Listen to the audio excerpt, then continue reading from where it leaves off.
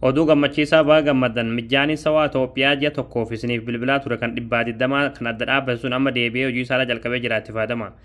Akkaataa sawaa dhibbaa fi digdamaa Itoophiyaa ji'a tokkoof daqiiqaa 600 isiniif bilbiluu danda'u akkasuma intarneetii ji'a tokkodhaa waliin isiniif kennuu danda'u guuttachuu dandeessin isin barsiisu.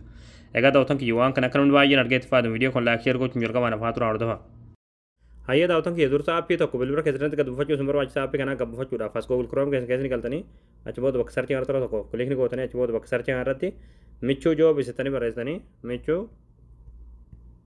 joobis achi booda asirratti michuu joobis kajoo jalarra sinee baasirra tokko kilikni gootanii ammallee asirratti michuu joobis.com kajoo harta tokko kilikni gootanii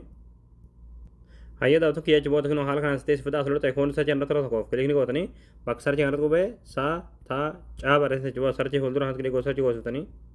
achi booda ammallee haala kanaa suuraa kana ta'ee suuraa kana tokko kilikni gootanii achi booda aappii gad buufachuudhaaf suuraa loltaa gad deemtu munumaati achi booda dhumarti qalamadii waan kan barraa aappii astu qabuufadha akka jalatti daawulood kan turtii daawulood tan taniiti aappii kana bilbila keessatti qabuufadha.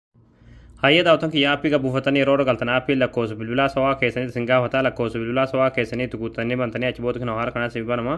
achi booda asirratti diimaa kana irratti kan mana juurlaan kan yoo tokkoof kilikni gootanii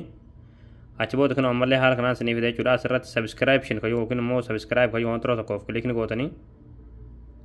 achi booda ammallee kan haala kanaan isiniif bada asirratti si'ool kan yoo tokkoof kilikni gootanii achi booda haala kanaan paakeejii jiru hunda isiniif tarreessaa hanga Itoophiyaa argattan asirra olutaatum gad deemtanii hayya daawwatan kiyya achi booda Itoophiyaa dhumarratti argatan jechuudha asirratti sawaa filex Itoophiyaa 120 kan yoo tokkoof kilikni gootanii achi booda kan haala kanaan isiniif fidaa amma guuttachuudhaaf asirratti subscribe kan yoo tokkoof kilik godhuudhaan guuttattanii fayyadamuu dandeessan ji'a tokkoof.